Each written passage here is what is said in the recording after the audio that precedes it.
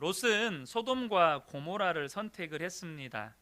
롯이 소돔과 고모라를 선택한 이유는 그 땅이 애굽 같았고 또 에덴 동산 같다고 여겼기 때문입니다. 그 땅이야말로 자신을 행복하게 해줄 것이라고 여긴 것이죠.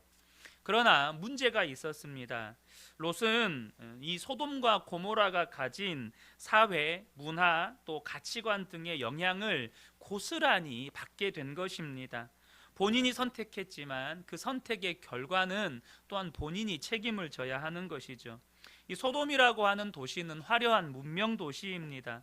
그래서 사람들에게 매력을 줄만하고 또 한번 살아보고 싶은, 요즘에 우리 아이들이 막 인서울 이런 표현들 많이 쓰잖아요. 그런 대도시와 같은 그런 뭔가 꿈과 희망을 줄 것만 같은 그런 도시였습니다. 그러나 소돔은 하나님의 심판을 피할 수 없을 만큼 죄가 가득했던 도시였습니다.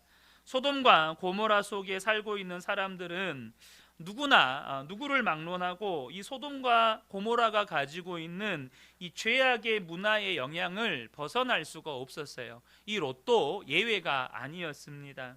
롯은 날마다 죄를 먹고 마시는 그 사회와 또 그 사람들 속에서 살아야 했고, 또 그들과 인간관계를 맺어야 했고, 사업을 하며 자녀 교육을 해야 했습니다. 결국 그 성에 사는 남자들을 자기 딸들의 사위로 이렇게 맡게 되는 것이죠. 롯이 그 도시를 선택했지만 살면 살수록 그 속에서 갈등을 느끼는 것입니다. 여러분, 하나님의 사람들은요, 그 속에 성령님이 계시기 때문에 롯처럼 세상을 쫓아 살면 살수록 고민하고 갈등하게 됩니다. 처음에는 괜찮은 것 같았어요. 그러나 한참을 이렇게 살다 보면 이거 잘못 왔는데, 내가 지금 잘못 가고 있는데, 이런 생각을 하게 됩니다. 우리 안에 성령님이 근심하기 때문이죠. 문제는 피하고 싶어도 피할 수가 없고 포기하고 싶어도 포기할 수가 없는 거예요. 무슨 말이냐면, 이 롯의 입장에서 이 나이가 돼서 여기에다가 모든 기반 다 잡았는데, 내 모든 청춘을 여기에다가 바쳤는데, 내 삶의 모든 기본 베이스가 다 여기에 있는데 어떻게 그 소돔을 버려두고 떠날 수가 있겠어요? 실제로 이단 사역을 하시는 분들의 이야기를 들어보면 이단에 빠진 많은 사람들 가운데 그것이 이단인 줄 알면서도 빠져나오지 못하는 사람들이 굉장히 많다는 것입니다. 그 이유는 뭐냐면 자신의 모든 인간관계나 삶의 기반이 그 이단에 속해 있는 사람들과 이렇게 맺어져 있다 보니까 그것을 다 내려놓고 나오기가 결코 쉽지 않다는 거예요. 이게 잘못됐다는 건 알아요. 이게 이단인 것도 알아요. 근데 거기에서 못 나오는 거예요. 인간의 어리석음이고 문제는 알면서도 죄를 짓는다는 것이고, 잘못인 줄 알면서도 그 길을 계속 간다는 것이고, 또 그러한 사람들을 계속 만난다는 것입니다.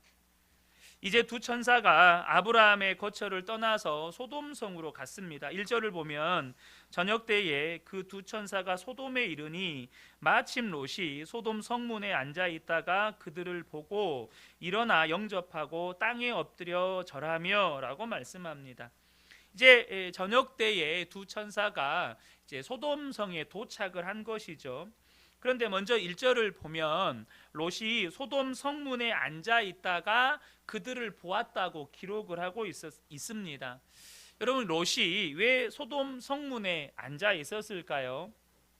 분명한 것은 롯이 천사를 영접하기 위해서, 그러니까 천사가 올 줄 알고 미리 이렇게 마중 나간 건 아니라는 거예요. 그죠? 롯은 천사가 올 거라는 생각은 전혀 못하고 있었던 상태였습니다. 성경은 왜 롯이 성문에 앉아 있는지 말하고 있지 않습니다. 그러나 우리가 롯의 처지, 또 이 성경 전후 문맥을 살펴보면 좀 추측 가능한 게 있어요. 무슨 말이냐면, 보통 사람이 어떤 충격을 받거나 또 일이 자기가 생각하거나 계획한 대로 되지 않거나, 그래서 절망이나 낙심이 찾아오면 어떤 특정한 장소를 하염없이 걷거나 멍하니 앉아 있게 되는 경우가 있습니다. 저희 아버지가 돌아가시고 저희 어머니는 이제 부산으로 이사를 가셔서 저희 두 남매를 키우셨는데, 그때 당시 저희 어머니 나이가 41살이셨는데 처음에는 정말 자신이 있으셨대요.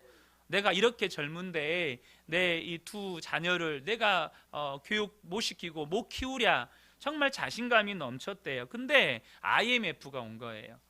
IMF가 와서 경제적으로 너무 어려우니까 말 그대로 집안에 돈이 다 말라버린 때가 있었다고 합니다. 이제 내일 제가 고등학교 2학년이었나 하여튼 고등학교 때 내일 소풍을 가는데 김밥이라도 싸줘야겠는데 집에 1,000원짜리 딱 한 장이 있는 거예요. 그래서 이 1,000원짜리 한 장을 들고 시장에 가서 500원어치 김 몇 장을 사셨어요. 나머지 500원을 들고 단무지를 사야 되나 소세지를 사야 되나 이걸 고민하시면서 시장을 몇 바퀴를 도셨대요. 그냥 아무 생각 없이 몇 바퀴를 도셨다는 거예요. 그러니까 그 자신감에 차서 내 자녀들 다 교육시킬 수 있다 이런 자신감에 찼지만 1년 2년이 못 돼서 어머니의 생각과는 전혀 다른 삶의 현실이 펼쳐지는 것이죠. 실제로 IMF 때 출근한다고 집을 나서서 하루 종일 오락실이나 공원 벤치에 앉아 있다가 집에 다시 돌아간 가장들이 참 많았었습니다. 롯은 소돔에 가면 행복할 줄 알았어요. 정말 자신에게 행복을 가져다 줄 알았습니다. 하지만 살면 살수록 또 돈도 벌어봤어요. 벌만큼 벌었고 높은 지위에도 올라가 본 것 같아요. 왜냐하면 고대 사회에서 성문에 앉는 사람들은 대부분 그 성의 지도자격에 해당하는 사람들이거든요. 근데 살면 살수록 이게 아닌데, 내가 생각했던 건, 내가 꿈꿨던 건 이게 아닌데 라는 생각이 자꾸 드는 거예요. 그런데 이제는 바꾸기에는 나이가 너무 들었고 자신의 삶의 모든 기반이 소돔성에 있는 거예요. 그것을 다 포기할 수가 없는 거예요. 그러니 롯의 고민이 깊어질 수밖에 없는 것입니다. 여러분, 이 롯이 어떤 사람입니까? 롯은 하나님의 사람 아브라함의 조카입니다. 아브라함이 갈대아 우르를 떠날 때 아브라함과 함께 나왔는데, 그가 아브라함께 함께 나올 수밖에 없었던 이유 중에 하나는 그의 아버지 하란이 일찍 죽었기 때문입니다. 그러니까 이제 고아가 된 거예요. 그래서 그의 할아버지 데라가 함께 나올 때 이 롯을 두고 나올 수가 없어서 같이 이렇게 따라 나올 수밖에 없는 상황에 있었던 것입니다. 그렇게 하나님이 아브라함에게 너의 고향과 친척과 아버지의 집을 떠나 가라고 말씀하실 때 롯도 이제 아브라함을 따라간 거예요. 분명한 것은 그도 하나님을 믿는 사람이었고 또 하나님이 아브라함에게 주신 비전을 따라간 사람이었습니다. 그러나 이 롯은 아브라함과는 전혀 다른 사람이었어요. 결정적일 때 세상으로 돌아갔고 하나님을 떠난 사람이라는 것입니다. 하나님을 믿었지만 믿음에 실패한 사람이라는 거예요. 왜 그렇습니까? 아브라함은 하나님의 음성을 듣고 따라갔지만 롯은 아브라함을 따라갔기 때문입니다. 성경을 보면 롯이 하나님의 음성을 들은 적이 없습니다. 롯이 하나님을 만난 적도 없어요. 그냥 하나님이 좋고 또 하나님 믿고 그리고 아브라함을 따라간 거예요. 여러분, 그저 하나님을 믿는 사람과 진짜 하나님을 만난 사람은 다릅니다. 그저 하나님을 믿는다고 하는 사람과 하나님을 진짜 만난 사람은 달라요. 많은 성도들이 평상시에는 다 하나님을 믿는 것 같아요. 하나님을 믿는다고 말합니다. 그러나 결정적인 순간이 오거나 위기에 부딪히게 되면 그냥 세상 방식을 따르고 하나님이 아니라 물질을 택한다는 거예요. 세상으로 돌아간다는 것입니다. 이미 유럽 사회에는 기독교가 믿음이 아니라 기독교가 문화가 되어버렸습니다. 이젠 종교도 아니에요. 그냥 기독교 문화예요. 그래서 제가 한때 가르쳤던 청년이 이렇게 스페인의 그 산티아고 가는 길, 예전에 어떤 그 예능 프로그램에서도 소개가 된 적이 있는데요. 거기를 한번 방문을 했어요. 그래서 이렇게 그 길을 터벅터벅 걷고 있는데 한 노년의 부부를 만났대요. 그런데 그 노년의 부부가 이렇게 물었대요. 당신은 하나님을 믿느냐? 이렇게 물은 게 아니고 당신은 하나님을 따르는 사람이냐? 이렇게 묻더라는 거예요. 이제는 그냥 믿는다는 말은 그 유럽 사회에서는 그냥 나는 기독교 문화를 가지고 있고 기독교적인 사고를 가지고 있다라는 의미 이상의 의미가 없다는 거예요. 그래서 진짜 하나님을 만난 사람이고 하나님을 믿는 사람이냐라고 물어볼 때 이렇게 물어본다는 거예요. 당신은 그리스도를 따르는 사람이냐? 여러분은 하나님을 그냥 믿는 사람입니까? 아니면 정말로 하나님을 만나서 하나님을 따르는 사람입니까? 왜 롯은 그랬을까요? 하나님의 음성을 들은 일이 없고 하나님을 만난 일이 없기 때문입니다. 롯은 하나님을 따라간 게 아니고요, 아브라함을 따라간 거예요. 신앙생활을 해도요, 하나님을 따라가는 사람이 있고 사람을 따라가는 사람이 있습니다. 여러분, 하나님을 따라 신앙생활 하시기를 축복합니다. 성령 받기 전 베드로 또한 이와 비슷한 신앙이었습니다. 베드로는 예수님이 너무 좋았어요. 그래서 생업도 가정도 다 버리고 예수님을 따랐습니다. 그러나 이 베드로의 사랑은 인간적인 사랑이었고 베드로의 신앙 또한 인간적이었습니다. 정말로 잘 믿는 것 같았어요. 그런데 어느 날 예수님께서 자기가 십자가에 못 박혀 죽으실 것을 제자들에게 말씀하셨습니다. 그때 베드로가 뭐라고 이야기합니까? 주여, 그리하지 마옵소서. 이 일이 결코 주님께 미치지 않을 것입니다. 절대 십자가에 못 박혀 돌아가시면 안 된다는 거예요. 그런데 그때 예수님께서 베드로에게 뭐라고 말씀하셨습니까? 마태복음 16장 23절에 사탄아, 내 뒤로 물러가라. 너는 나를 넘어지게 하는 자로다. 내가 하나님의 일을 생각하지 아니하고 도리어 사람의 일을 생각하는도다. 그러니까 베드로의 신앙이 굉장히 인간적인 신앙이었다는 거예요. 늘 사람의 일, 인간적인 생각이 먼저 앞섰던 사람이었다는 것입니다. 예수님이 체포를 당해서 끌려가실 때 누가복음 22장에 보면 그 베드로가 예수님을 멀찍이 따라갔다는 표현이 나옵니다. 이 말씀은요, 베드로의 신앙이 어떠했는지를 잘 보여주는 말이에요. 다른 제자들은 다 도망쳤습니다.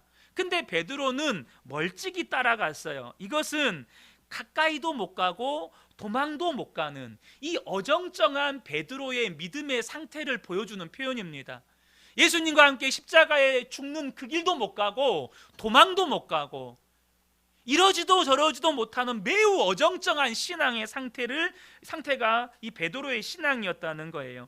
예수를 안 믿는 것도 아니고 교회를 안 나오는 것도 아니에요. 10년 30년 신앙생활을 하지만 예수님을 안 믿는 것도 아니고 그렇다고 예수님께 가까이 오는 것도 아니에요. 그래서 아주 미지근한 상태, 교회 주변을 맴돌면서 예수님은 믿어요. 왜 그렇습니까? 왜 이런 미지근한 상태로 신앙생활을 하게 되는 걸까요? 하나님을 만난 일이 없거나 하나님을 만났지만 그것이 너무 오래되어서 과거의 추억으로 남아있거나 그래서 그것이 습관적인 신앙생활, 한때 하나님을 만났던 추억으로 신앙생활을 하는 거예요. 부인하지는 않습니다. 그러나 오늘 하나님을 만난 체험은 없어요. 오늘 그 주님을 바라보는 믿음의 결단은 없어요. 오늘 내게 말씀하시는 하나님의 말씀에 순종하는 믿음의 결단은 없다는 거예요. 예수님이 그런 믿음을 가진 라오디게아 교회를 향해서 뭐라고 말씀하셨습니까? 계시록 3장 15절 16절을 보면 내가 내 행위를 아노니 네가 차지도 아니하고 뜨겁지도 아니하도다. 내가 차든지 뜨겁든지 하기를 원하노라. 내가 이같이 미지근하여 뜨겁지도 아니하고 차지도 아니하니 내 입에서 너를 토하여 버리리라. 하나님이 제일 싫어하는 신앙 가운데 하나가 어정쩡한, 이것도 아니고 저것도 아닌 미지근한 신앙의 상태를 하나님이 정말 싫어하신다는 겁니다. 제가 라오디게아 교회, 그 교회의 터를 가봤는데요, 2000년 전에 세워진 교회인데요, 우리 교회보다 몇 배나 커요. 정말 그 교회 예배당 터가 몇백 평은 돼요. 고급 타일로 다 깔려 있고요, 그 시대에 수세식 화장실이 다 있고요, 엄청나게 부자들이 다니는 교회였거든요. 부족한 것이 없다고 여겼어요. 그런데 그들 안에 정말로 하나님을 향한 뜨거운 신앙이 없었다는 거예요. 멀찍이 따라만 가는 이 베드로의 믿음은 여러분 비겁한 믿음이었습니다.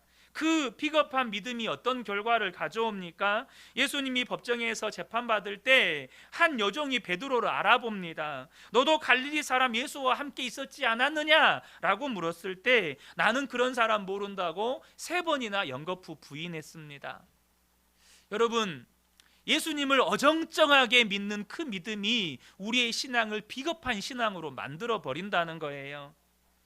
여러분, 근데 사람이 언제 비겁해지고 언제 갈등하게 될까요? 바로 두 마음을 품을 때입니다. 마음을 정하면 갈등하지 않아요. 이럴까 저럴까, 믿을까 말까, 순종할까 말까, 이럴 때 우리 안에 갈등이 생기는 것입니다. 믿지도 않고 안 믿지도 않고, 한 발은 교회에 한 발은 세상에 두고 신앙생활을 하면 계속해서 갈등할 수밖에 없다는 거예요. 그래서 뒷걸음치고 후회하고 변명하고 도망가는 인생을 살게 된다는 것입니다. 하나님을 안 믿는 건 아니에요. 확실히 안 믿는 것뿐이에요. 사랑하는 성도 여러분, 두 발 다 하나님께 있기를 축복합니다. 여러분, 두 발 다 하나님께 있으셔야 돼요. 그러면 세상을 포기하는 것입니까? 그렇지 않습니다. 주님 분명히 말씀하셨어요. 먼저 그의 나라와 그 의를 구하면 모든 것을 더하여 주시겠다 말씀하셨습니다. 하나님이 먼저입니다. 아니, 하나님이 전부입니다.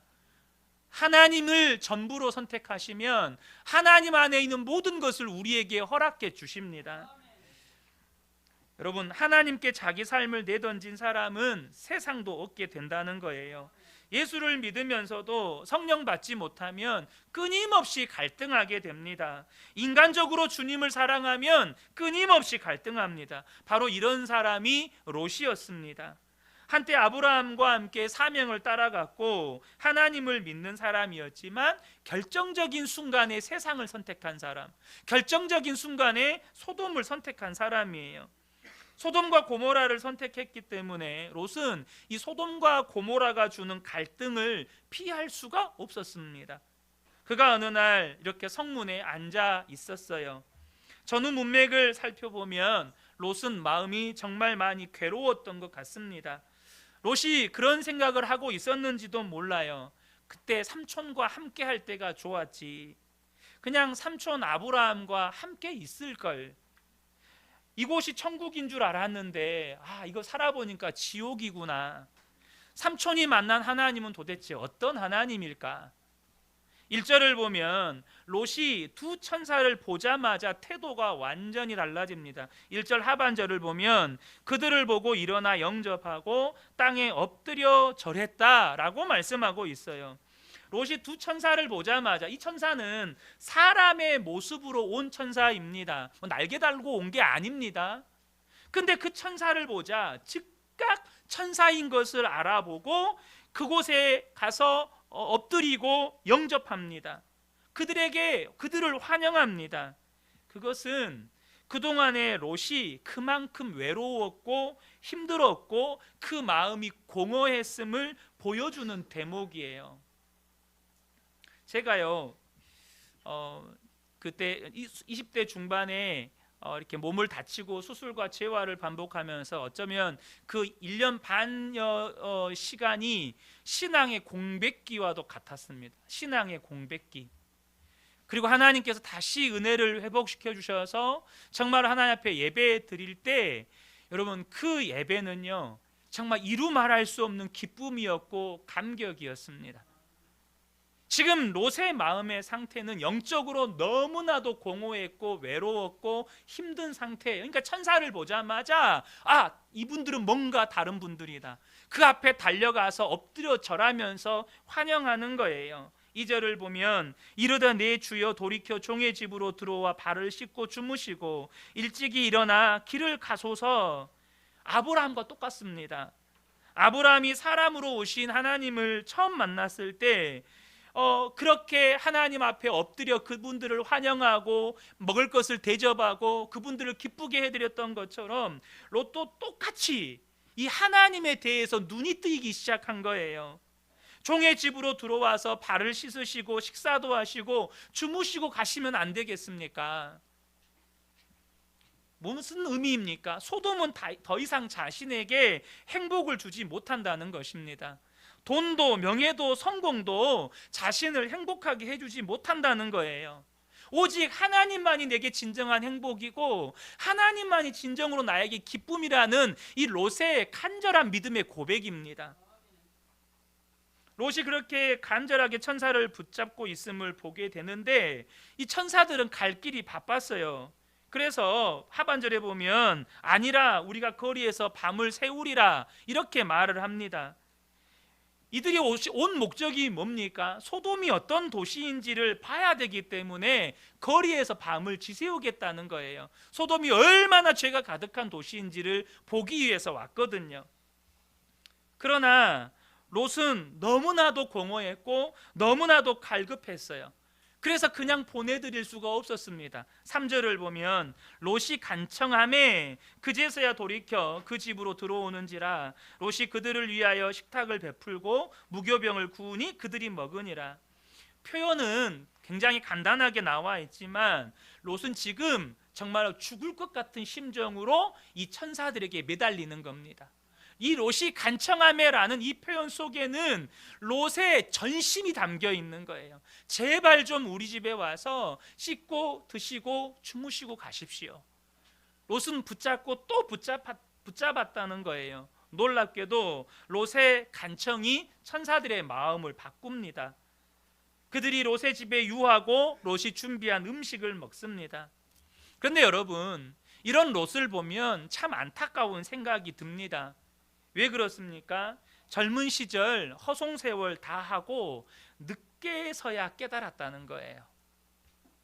젊은 시절을 다 허송세월하고 늦게서야 깨달았다는 거예요. 이와 비슷한 인물이 야곱입니다. 사실 야곱은요, 축복받을 만한 인물은 아니에요. 굉장히 욕심 많은 인물입니다. 태어날 때부터 형의 발뒤꿈치를 잡고 나왔고 결국 형 에서의 장자의 축복권을 도둑질해 갑니다. 자기가 좋아하는 여자를 위해서 14년을 봉사하고 삼촌 라반의 가축 가운데 좋은 것을 다 빼돌립니다. 인간적으로 보면 정말 성공을 위해서 악착같이 사는 사람이 야곱입니다. 어쩌면 야곱은 오늘날 현대인의 상징과도 같은 그런 인물이에요. 그래서 그는 다 얻었어요. 굉장히 부자가 됐습니다. 그런데요, 다 얻었고 다 가졌는데 불안한 거예요. 두려운 겁니다. 야곱이 야복 강가에서 형님을 만날 두려움에 고민할 때 천사를 만나게 됩니다. 그리고 그 천사를 있는 힘껏 붙잡고 씨름을 합니다. 새벽이 되니 천사가 가야 했습니다. 그러나 야곱은 절대 보내줄 수가 없었습니다. 나를 축복하고 가시라는 거예요. 축복하지 않으면 절대 못 보내드린다는 겁니다. 천사가 너무 급하니까 야곱의 환도표를 쳤지만 그래도 야곱이 놓지를 않습니다. 그때 천사가 야곱을 축복해 줍니다. 창세기 32장 28절입니다. 그가 이르되 내 이름을 다시는 야곱이라 부를 것이 아니요 이스라엘이라 부를 것이니 이는 내가 하나님과 및 사람들과 겨루어 이겼음이라. 하나님을 만난 야곱이 그때부터 인생이 완전히 바뀌게 됩니다. 험한 세월 다 보내고 세상 성공을 위해서 자기 젊음 다 보내고 늦게서야 하나님을 만나고 깨닫습니다. 사랑하는 성도 여러분, 철이 늦게 나도 좋으니 하나님 앞에 서기 전에 하나님을 만나시기를 축복합니다. 그 하나님을 절대 놓지 마시고 꼭 붙잡으시기를 축복합니다. 이제라도 늦지 않았으니 우리의 인생의 진정한 행복과 평안과 구원을 주시는 주 예수님을 날마다 만나고 그 예수님과 동행하는 저와 여러분 되시기를 축복합니다.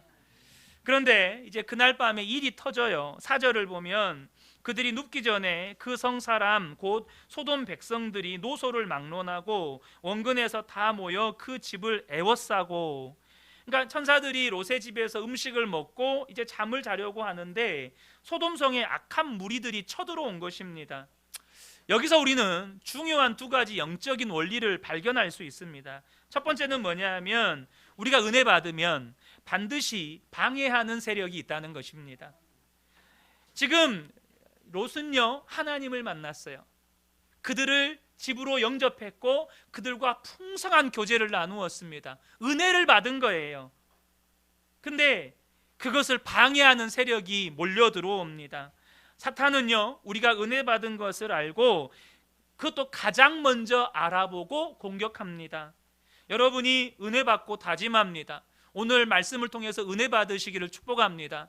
새해에 내가 이제 새벽 예배를 꼭 시작해야지, 어떤 분은 새해에는 꼭 성경 일독해야지, 새해에는 내가 예배 절대 안 빠져야지, 새해에는 꼭 말씀 순종해야지, 막 이런 결단들을 해요. 은혜 받고. 그래서 새벽 예배를 시작을 합니다. 그런데 마귀가 어느새 알고 예배 때 내졸게 만듭니다. 거기서 안 되면 마귀가 주차장으로 따라갑니다. 그래서 차 안에서 다 쏟아내게 만듭니다. 거기서도 실패하면 여러분 집에 가서 마귀가 대기하고 있습니다. 그래가지고 여러분의 속을 막 긁어대요. 빨리 은혜 쏟아내라고. 그래서 받은 은혜를 쏟게 만들죠. 사랑하는 성도 여러분, 이렇게 마귀가 수단과 방법을 가리지 않고 저와 여러분이 은혜 받지 못하도록, 변화되지 못하도록, 하나님 만나지 못하도록, 믿음 갖지 못하도록 방해한다는 사실을 아셔야 합니다. 지금 천사들이 롯의 집으로 들어가니까 사탄의 무리가 즉각 총공세를 펼치는 거예요. 또 한 가지는 우리를 공격해 오는 악이 구조적이라는 겁니다. 지금 4절을 보면 노소를 막론하고 원근에서 다 모였다라는 표현이 나와요. 이 말은 이 소돔이라고 하는 도시가 총체적으로 부패했고 이 총체적인 죄악이 그 성을 감싸고 있다는 뜻입니다. 어떤 악한 무리가 따로 부분적으로 따로 있는 게 아니라 그냥 집단적으로 구조적으로 죄라고 하는 것이 지금 롯을 공격하고 있다는 거예요. 이 시대에 정치적으로, 법적으로, 문화적으로, 사회적으로, 심지어 교육적으로 죄를 합리화합니다.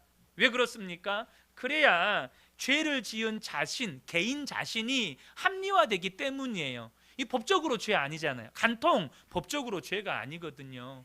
동성애도 법적으로 죄가 아니게 만들려고 하는 거예요. 동성결혼 법적으로 죄가 아니게 만들려고 하는 겁니다. 그래야 자기들이 합리화되거든요. 나는 법을 안 어겼다 이거예요. 5절을 보면 롯을 부르고 그에게 이르되 오늘 밤에 내게 온 사람들이 어디 있느냐 이끌어내라. 우리가 그들을 상관하리라. 사단이 롯을 강요하고 공격하고 무섭게 압박합니다. 롯은 당황했지만 내가 어떻게 만난 하나님인데, 내가 어떻게 받은 은혜인데 필사적으로 그들과 맞서 싸웁니다. 6절에서 8절입니다.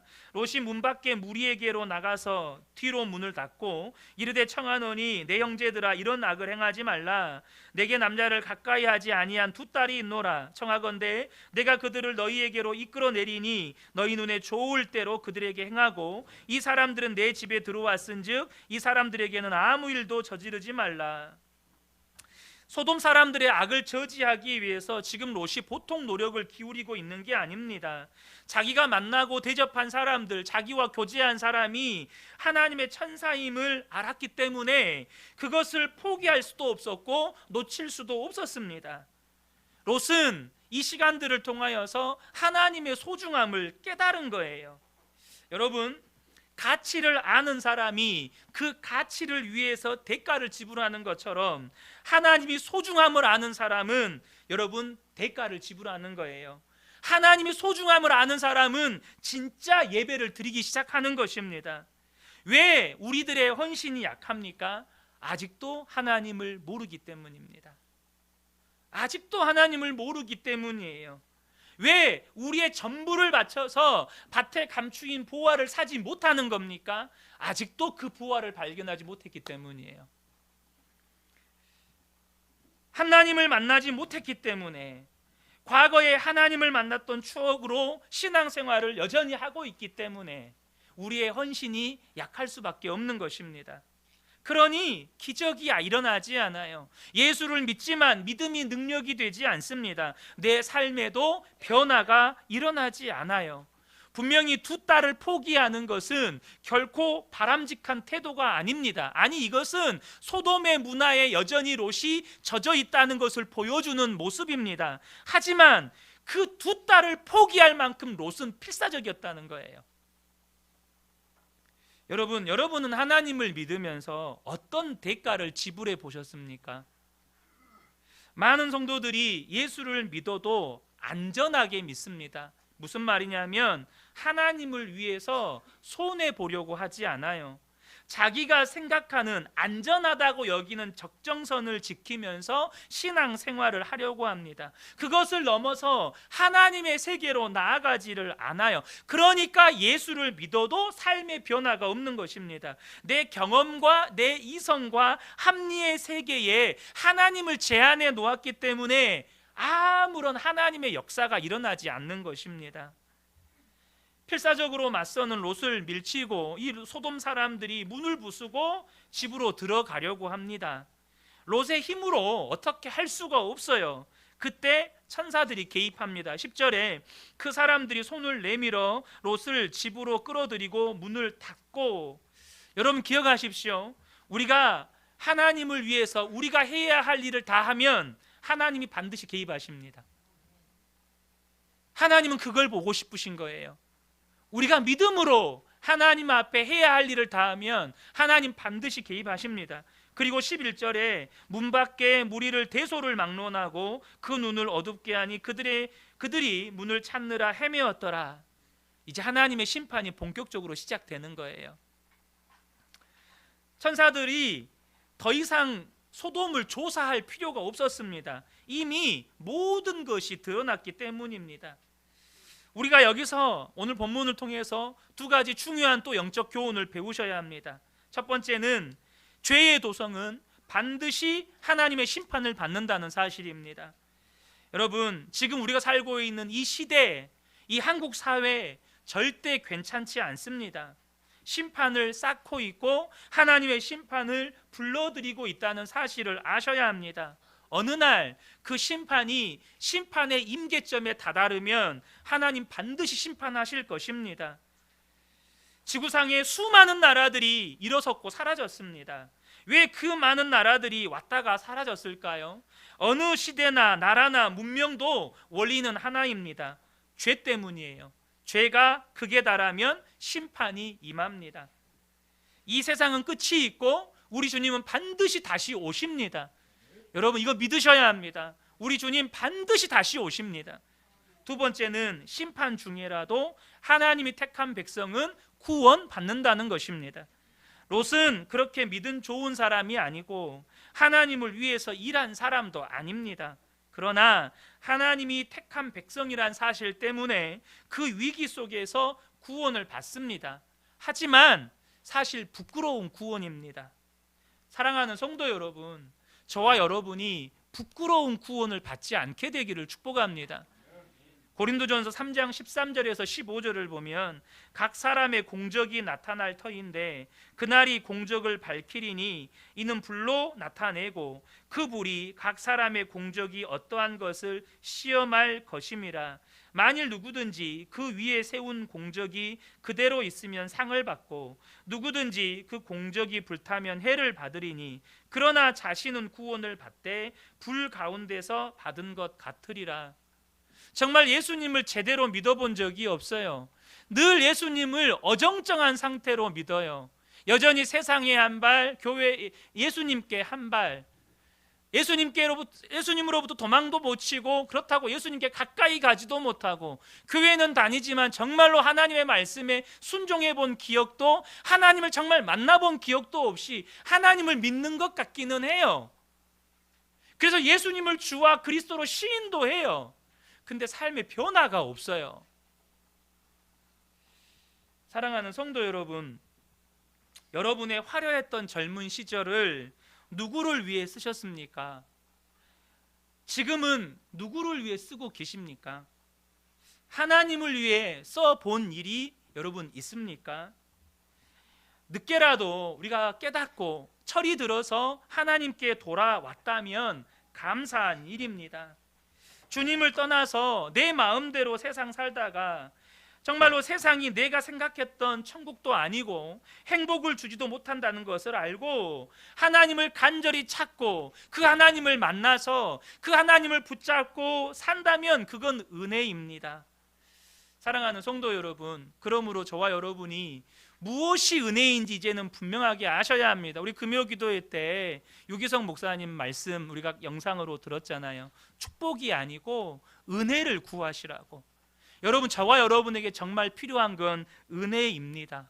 이제 우리와 함께 계신 그 주님, 우리의 남은 삶, 그 주님 붙잡고 주님 바라보고 주님과 동행하면서 우리의 삶에 주님의 역사가 써져가는 그런 복된 분 되시기를 예수님의 이름으로 축복합니다. 아멘.